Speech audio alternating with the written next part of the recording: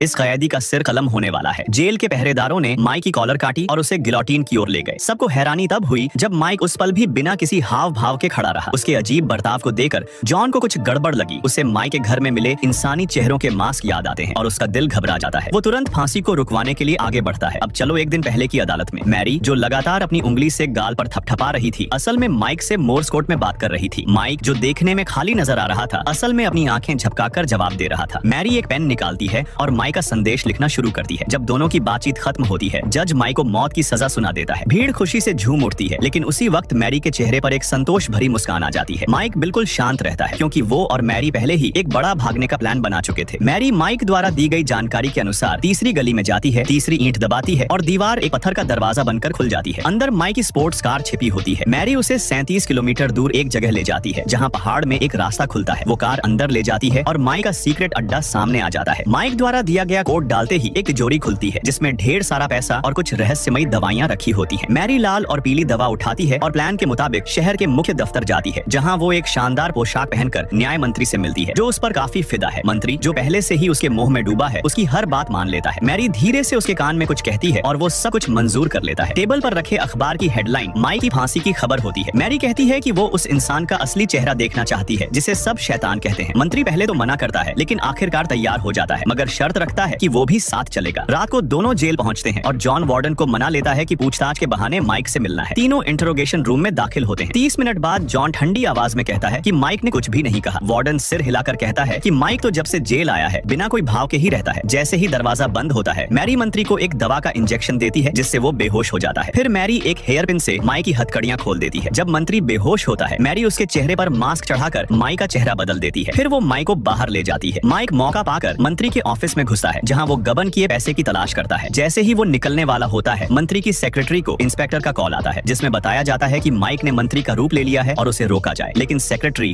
उसे किसी ठगी की कॉल समझकर गुस्से में काट देती है। माइक जो सब सुन रहा था, जल्दी से वहाँ से भागता है। उस पुलिस वाले के सामने से निकलता है जो उसे पकड़ने आया था। फिर वो बाहर निकलकर मैरी की कार में बैठता है और दोनों वहाँ से निकल जाते हैं।